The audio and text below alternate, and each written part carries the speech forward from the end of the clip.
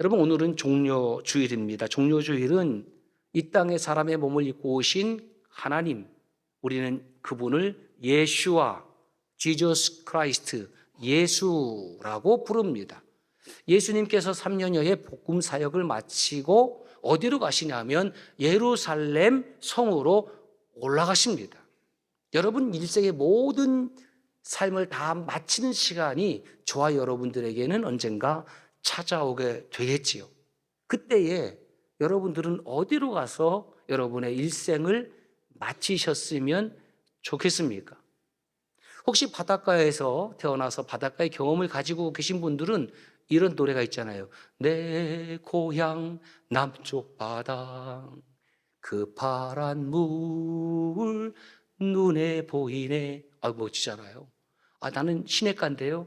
그럼 뭐 시냇물은 졸졸졸 그런 노래를 부르든지 등등의, 산에서 자라신 분은 산, 자기가 추억하는 각자의 고향이 있다는 거죠.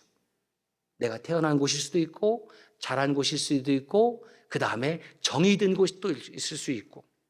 예. 그럼 예수님께서 태어난 곳은 어디입니까? 베들레헴. 예수님이 자라신 곳은 나사렛. 예수님께서 복음을 전하신 주요 무대는 갈릴리. 그 갈릴리 가운데서도 이 카르프나움이라는 곳은 예수님의 복음의 군대말로 말하면 전초 기지와도 같은 역할을 했던 것이 그 가버나움이에요. 가장 정이 많이 든 곳이 복음 사역에서 가버나움이 아닐까. 그러면 그 3년여의 공생의 복음 사역을 마치면서 어디로 가겠습니까? 가버나움에서 마쳐야 되는데 예루살렘으로 올라가십니다. 당시 예루살렘 성 안의 인구를 학자들이 연구를 해봤더니 적게는 5만 명, 그리고 많게는 10만 명까지 추정을 합니다. 여러분, 오늘 말씀을 읽어보니까 그 예수님을 환영하는 예루살렘 성 안의 백성들이 예수님을 누구로 인식하고 있습니까? 선지자로 인식하고 있습니다. 또는 라바이, 랍비, 하나님 말씀을 가르치는 선생님, 교사로 인식하고 있습니다. 그들 가운데 모두 나와서 예수님을 환영한 것이 아니라 떠들썩하게 어떤 사람을 환영하니까 무슨 소동이 일어난 줄 알고 지금 무슨 일이냐 물으니까 저 나사렛에서 온 선지자입니다. 선지자입니다. 그 이스라엘 백성들에게 선지자, 히브리어로 나비라고 하죠. 이 선지자, 예언자는 아주 익숙한 언어예요. 익숙한 사람입니다. 그래서 그 백성들이 믿음의 길로, 하나님이 원하시는 길로 나아가지 못할 때에 강력하게 하나님의 말씀을 통해서 책망하기도 하고 회개를 촉구하기도 했던 것이 바로 선지자의 역할이었습니다. 그런데 그 예수님을 환영하는 이스라엘 백성들의 무리는 예슈아라는 사람을 선지자로 인식하고 있지만 지금 누구로 맞이하고 있냐 하면 선지자로 맞이하고 있지 않는 것이 문제예요. 5절 말씀을 보시면 주님은 스가랴 선지자의 말씀을 이렇게 인용하십니다. 스가랴서 9장 9절 함께 읽어보겠습니다. 시작.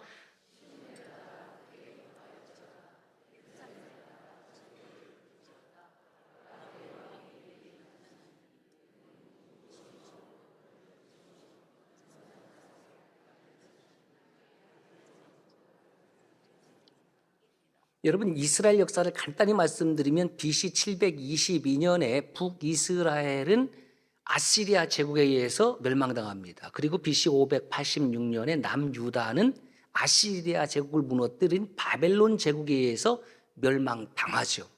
그리고 포로로 잡혀가는 거예요. 포로로 잡혀가서 BC 538년에 포로 생활 70년 후에 귀환한다라는 예언의 말씀을 그대로 실현해서 수룹바벨을 지도자로 1차 귀환을 해요. 그러면 586년에서 538년은 70년이 아니죠. 실제적으로는 바벨론 제국의 1차 침략이 BC 605년에 일어났습니다. 그러니까 BC 605년에 포로로 잡혀가기 시작해서 586년에 왕창 잡혀간 거죠. 605년을 기점으로 하면 538년에 이제 귀환을 하게 되는 거죠. 그때 귀환하는 무리 가운데에 스룹바벨이 지도자예요. 예, 거기에 예슈아라는 사람도 있습니다. 그리고 선지자로는 스가랴와 학개가 같이 돌아와서 스가랴 선지자를 통해서 이 땅에 오시는 메시아에 대해서 하나님께서 예언의 말씀을 주신 겁니다. 자, 그 말씀 보니까 어떻게 되어 있냐면 그는 공의로우시며 구원을 베푸시며 겸손하여 나귀를 타시나니 이렇게 나왔습니다. 자, 이스라엘 백성과 하나님과의 관계는 이스라엘 백성들이 어떻게 인식을 하고 있냐면 하나님은 우리의 왕이다. 그리고 우리 이스라엘, 특별히 예루살렘은 이 시온이라고 하는데 하나님의 아들이요 딸이다. 그러니까 아버지와 딸, 그것도 아버지가 누굽니까? 왕입니다. 이게 왕의 아들과 딸로 인식하고 있었습니다. 그러니까 예루살렘 성은 누가 가는 곳이냐면 왕이 가야 되고 누구를 환호하냐면 왕이 들어갈 때 환호성을 지르는 겁니다. 그런데 지금 나사렛 출신 예수아가 왕입니까? 아닙니다. 선지자라고 했지만은 그렇게 이름 있는 선지자는 아닙니다. 랍비도 당시에 많이 있습니다. 더 우스운 광경은 적어도 왕이라고 하면 뭘 타야 돼요? 말을 타야 되죠. 제가 세계 역사를 다 알지는 못하지만은 어떤 왕이 나귀를 타고 입성을 합니까? 오늘 말씀해 보면 나귀도 아니에요. 실제로는 나귀 새끼입니다. 그런데 어떻게 말씀하고 있냐면 그는 겸손하여 나귀 새끼를 탔다. 이렇게 기록하고 있습니다. 그럼 묻겠습니다. 여러분, 나귀를 타면은 겸손하지 않은 것이고 나귀의 새끼를 타면 겸손한 겁니까? 말을 타면은 겸손하지 않은 것이고 나귀를 타면 겸손한 겁니까? 오늘 현대이니까 우리식대로 얘기하면은 좀 비싼 차를 타면은 겸손하지 않은 것이고 경차를 타면은 겸손한 겁니까? 우리 성도님들 가운데에 경차 타시는 분들이 있어요. 저도 경차를 탄 적이 있습니다. 그럼 경차를 타면은 그 사람이 갑자기 겸손한 사람으로 살아갑니까? 그것은 사실은 아무런 상관이 없습니다. 경차를 타고 다녀도 교만할 수 있는 것이고요. 뭐 삶이 좀 여유가 있어서 좀 좋은 차를 타도 겸손한 사람으로 살아갈 수가 있는 거죠. 그런데 나귀 새끼를 탔는데 그걸 겸손하다고 이렇게 표현하는 이유가 무엇인가? 여러분, 성경에는 기록되어 있지 않지만 그 나귀는 나귀 새끼를 보면서 얼마나 마음이 짠했을까? 주님, 제가 그래봐도 나귀 지금 생활한 지가 한 20년 되는데 주님의 몸무게를 보니까 장난이 아니네요. 주님 잘 드셨죠? 그러니까 저를 타세요. 저를. 제가 주님 모시고 가겠습니다. 저는 이런 마음이 좀 있지 않았을까 싶어요. 지금 나귀 새끼에 어려우고 삐리삐리한데 주님은 토실토실해갖고 그거 타면 좀 어려울 텐데 이런 마음이 없었을까요? 여러분, 군대 갔다 온 아들을 두신 우리 아버지들 한번 생각해 봅시다. 아들이 군대 갈 때 좋았어요? 슬펐어요? 내가 대신 갔으면 좋겠다고 생각을 했어요. 왼수 같은 새끼가 빨리 잘 갔다. 그런 분이 있을까요? 그랬다가도 그 군대 가는 모습을, 입영하는 모습을 보면 가슴이 짠한 거예요. 2016년 12월 31일, 그것도 한 해의 끝자락에. 그때, 입영하라는 게 말이 됩니까? 제 큰아들을 그렇게 보냈어요. 2001년부터 2003년까지 제가 육군훈련소에서 2년 사역을 했거든요. 그 익숙한 곳입니다. 그런데 10수년이 흘러서 그 아이를 이끌고 가서 입대를 시키는데 제가 울었을까요? 제 아내가 울었을까요? 생긴 건 제가 좀 더 강팍하게 생겼지만은 마음은 아내가 좀 더 강팍해. 제가 울었어요. 여러분, 아버지들 생각을 해보세요. 아들 데리고 훈련소에 신병교육대에 입대시키던 날 아내가 울어요? 자기가 울었어요? 자기가 울지. 여러분, 아내들은 왜 하는지 아세요? 군대가 뭔지를 몰라. 경험을 안 해봤으니까 이게 좋은지 나쁜지를 몰라. 물론 아이고 얘 고생하겠다고 눈물 훔치는 엄마들도 더러 있기는 하지만 아주 이성이 발달한 엄마들은 뭐 군대 남들도 가는 거지 뭐 너도 잘 갔다 와라. 안 울더라고요. 그런데 군대 갔다 온 아빠들은 아버지들은 우는 거예요. 그 앞에서 눈물 훔치 못하고 돌아섰어. 예? 돌아섰어. 왜 그런지 아세요? 여기서 적어도 50대 중후반 이상 되신 분들은 그때 군 생활은 주무시기 전에 뭘 했냐면은 한 차례 의례 행사가 있었고요. 저 좀 맞이하지. 예. 주무시기 전에 잠을 잘 자라고 빠따를 좀 주로 맞았다고 그래. 지금 군대는 그런 군대 없어요. 지금 군대는 막 휴대폰 쓰게 해갖고요. 일만 있으면 바로 휴대폰으로 전화합니다. 아빠 저 맞았어요. 그러면 막 바로 난리 나는 것이. 저는 지금 군대가 잘한다고 생각을 해요. 그 옛날의 방식은 그냥 빠따를 밑에 맞고 나면 잠을 잘 자는데 그날 빠따를 치지 아니하고 잠자리 들면은 병사들이 잠을 못 자는 거예요. 왜 오늘은 전문 용어로 한따까리를 안 할까? 예. 그러니까 마음이 두근두근 반하는데 또 다시 자려고 했더니 또 깨우면 그때는 이제 그래 오늘 또 왔구나 이제 한번 맞고 이렇게 잤다 그 얘기들 하더라고. 그 군 생활을 해봤기 때문에 아들이 군대 가는 어려움을 아니까 제가 어떤 마음이 드냐면은 가능하면 나 그동안 많이 했으니까 이 큰아들 것까지 내가 대신 해주면 좋겠다라는 마음을 그때 처음 들었어요. 처음. 예. 그리고 둘째도 또 이제 보내는데 첫째 보냈으면 좀 내성이 생겨야 되잖아요. 내성이.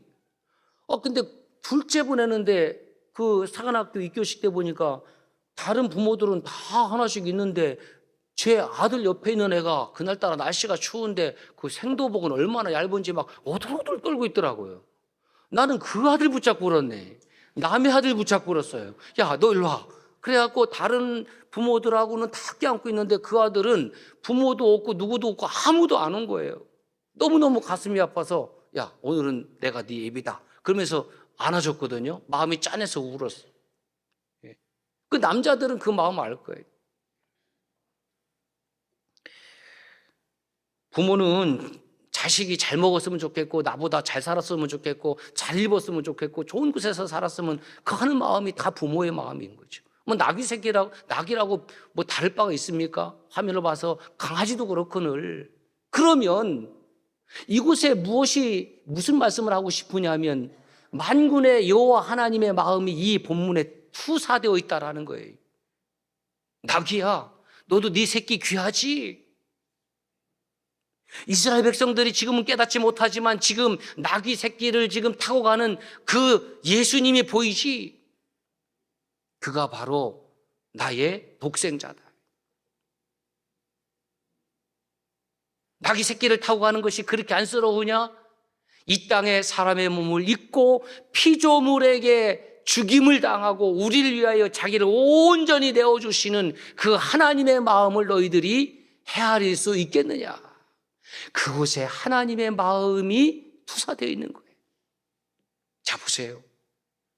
뭐 영화 초청을 받아갖고 배우들이 가면 레드카펫을 쫙 깔잖아요. 우리 강단도 레드카펫으로 되어 있는데 그 레드카펫하고 의미는 달라요. 이 강단은 예수 그리스도의 십자가의 보혈을 의미한 사인이죠, 사인. 혹시 레드카펫을 평생에 못 밟아보셔서 한이 쌓이신 분들은 예배 후에 여기서 하루 종일 돌아다녀도 괜찮아요. 괜찮아요. 이건 뭐 여기가 성지가 아니니까 괜찮아요. 그 레드카펫으로 다니는 그 배우들은 막 환호성을 치는데 손도 흔들고 막 포즈도 취하고 그러는데 오늘 하나님 말씀에 보면 예수님은 과연 그런 포즈를 취한 게 있느냐? 없어요. 포즈를 취한 것도 없고 말씀도 없습니다.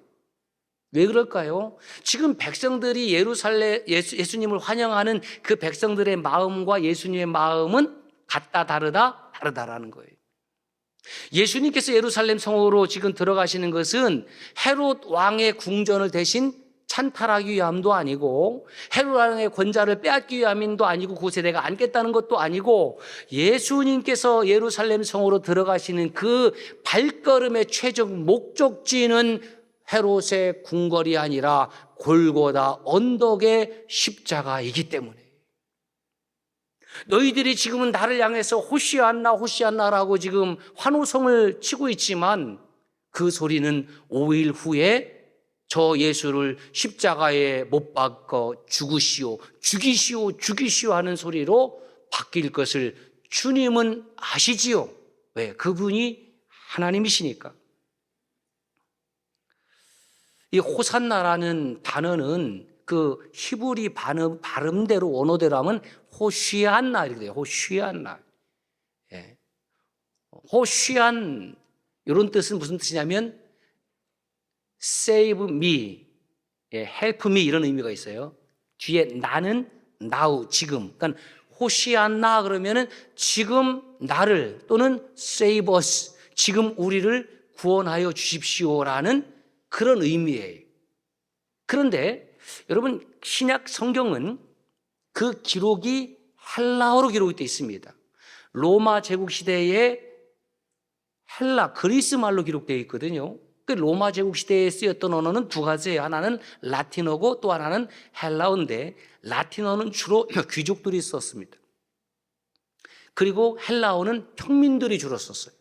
그 신분 차이가 있는 거죠. 그래서 공식적인 용어가 로마 제국 시대는 라틴어하고 헬라어인데 신약 성경은 예수님의 사도들이 무엇으로 썼냐면 라틴어를 채용하지 아니하고 일반 백성들이 사용하는 헬라어. 그래서 보통의 일반적인 이라는 코이네라는 뜻이 있어요. 그래서 신약 성경은 코인의 헬라어로 기록이 되어 있는 겁니다. 우리나라도 역사를 보면은 궁궐에서 쓰는 언어가 다르죠.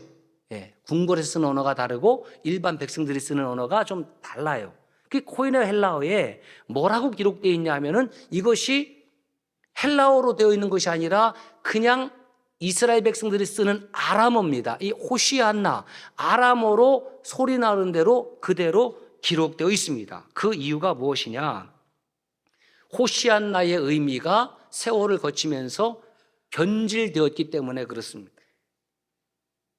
586년에 바벨론 제국에 의해서 유대 나라가 완전히 멸망당하고 나서 약 422년 뒤에 BC 164년경에 유대의 마카비 형제들이, 이 마카비라는 뜻은 망치라는 뜻인데 이름도 좀 세죠. 이름이 망치. 예? 조폭 이름 같아. 그럼 망치, 이 마카비 형제들이 이스라엘의 독립을 위해서 싸웠는데 그때 시리아 제국이 다스리고 있을 때예요. 속국으로. 그래서 물리쳐서 약 100여 년 동안 부분적인 독립을 가져와요. 그래서 이스라엘 백성들이 이 마카비 왕을 향해서 뭐라고 했냐면은 호시안나 호시안나 마카비 한 거예요. 무슨 뜻이냐면 마카비 왕 만세 마카비 왕 만세 이렇게 된 겁니다. 그러니까 오늘 말씀은 예수님을 향해서 예수님 우리를 죄에서 구원해 주십시오 호시안나 호시안나라는 의미가 아니에요. 그 의미가 아니라 백성들의 요구사항은 이제 예수님께서 예루살렘에 오시니까 그 인기를 두었고 저 로마 제국으로부터 우리를 구원해 주세요. 독립시켜 주세요. 새로운 왕이 왔습니다. 헤롯 왕의 입장에서는 이거 반역이죠. 예, 이런 일들이 지금 일어나고 있는 겁니다. 주님은 나는 이 세상의 왕으로 온 것이 아니니까 표정이 있을 수가 없지요. 말이 있을 수가 없지요. 주님의 표정은 어땠을까요? 묵상해 보는 겁니다. 너희들은 내 뜻을 하지 못하는구나. 정말 한없이 극렬한 마음을 가지고 그 백성들을 호시안나 호시안나 종려나무 가지를 꺾고 그 소리치는 백성들을 바라보셨음에 틀림이 없습니다. 그리고 주님은 그들 향해서 한마디의 말씀도 하지 않습니다. 여러분 우리가 살아가면서 말이 없을 때가 있습니다. 언제인가? 첫 번째, 딱히 할 말이 없을 때. 두 번째, 말할 가치가 없어서. 세 번째, 상대가 얄미워서. 많이 하잖아요. 부부싸움 하면 말 안 해. 그건 침묵이 아니에요. 말을 안 하는 거지. 네 번째, 말해봤자 입만 아파서. 왜? 상대가 용서해 주세요. 거친 표로 상대가 처먹지 않을 거니까. 예? 그 예수님께서 그 예루살렘에 입성하시면서 그렇게 환영하면 좀 뭔가 한마디 해야 되는 거 아니에요? 인간적으로. 여러분 감사합니다. Thank you so much. 예? 뭐 그렇게 해야 될 거 아니에요? 근데 아무 말씀도 하지 않은 이유는 무엇입니까? 말해봤자 이분들이 지금 내 뜻을 알아들을 수 없기 때문에 그렇습니다. 사랑하는 여러분, 이제 한 주간 우리는 고난 주간을 다시 맞이하게 되었습니다. 삶이라는 것은 어떻게 의미와 가치를 부여받느냐에 따라서 우리 삶의 내용은 결정되게 되어 있습니다. 앞서 말씀드렸듯이 제가 입을 닫고 말씀을 전하지 않으니까 너무너무 좋았습니다. 왜요? 내 자신을 성찰할 수 있는 시간이 더 많았기 때문입니다. 한 주간 가능하면 불필요한 말들은 삼가하고 의도적 침묵을 경험해 보시는 것은 어떻습니까? 우리가 주님의 제자라고 하면 주님의 침묵하심을 깊이 묵상하면서 그 주님의 침묵 속으로 들어가는 겁니다. 그러므로 그리스도인의 침묵은, 특별히 고난주간의 침묵은 우리가 골고다 언덕에서 십자가에 달리신 그 십자가를 향해서 말을 거는 침묵이어야 합니다.